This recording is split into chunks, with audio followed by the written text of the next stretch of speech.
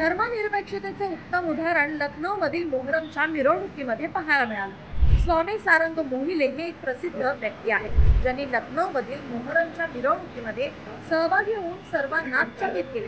त्यांनी भव्य वस्त्रात आणि कपाळावर तिलक लावून या मिरवणुकीमध्ये सहभाग घेतला आणि या अली आणि या हुसेनच्या घोषणा देत इमाम हुसेन यांच्या बलिदानाला श्रद्धांजली वाहिली।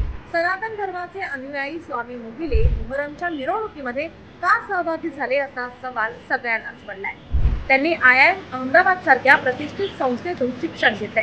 ते सामाजिक आणि धार्मिक समरसतेसाठी कार्य करतात। ते सनातन धर्माचे अनुयायी आहेत। ते शांतता समित्यांमध्ये सक्रियपणे सहभागी होतात। धार्मिक सलोखा आणि सामाजिक बंधुत्वातील त्यांच्या योगदानाचा स्थानिक व्यासपीठांवर अनेक वेळा सन्मान करण्यात आलाय। देशभरात 10वा मोहरम, ज्याला आशुरा म्हणतात, रविवारी साजरा केला गेला। मोहरम हा इस्लामी कॅलेंडरचा पहिला महिना आहे। जगभरातील शिया मुस्लिम सार्वजनिक शोक साजरा करतात। मुस्लिम कॅलेंडरच्या पहिल्या महिन्याचा 10वा दिवस हा इमाम हुसेन यांचा शहीद दिन आहे।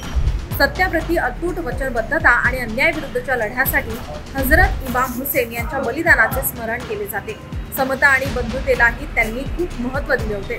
शिया मुस्लिम मिरवणुका काढून आणि छाती ठोकून या घटनेचे स्मरण करतात, परंतु मोहरमचा शोक हा शिया आणि सुन्नी मुस्लिम दोघांसाठीही पवित्र आहे।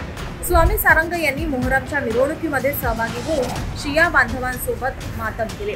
त्यांनी करबला का संकल्प आणि सनातन और हुसेन सारख्या घोषणा देत इमाम हुसेन यांच्या बलिदानाला आदरांजली वाहिली। त्यांच्या या कृतीमुळे अनेक लोक आश्चर्यचकित झाले। त्यांच्या कार्याचं सर्वत्र कौतुक होत आहे। त्यांच्या या कृतीला गंगा जमुनी तहजीब आणि धर्मनिरपेक्षतेचे उत्कृष्ट उदाहरण मानले जात आहे। तुम्हाला ही माहिती कशी वाटली आम्हाला नक्की कमेंट्समधून कळवा।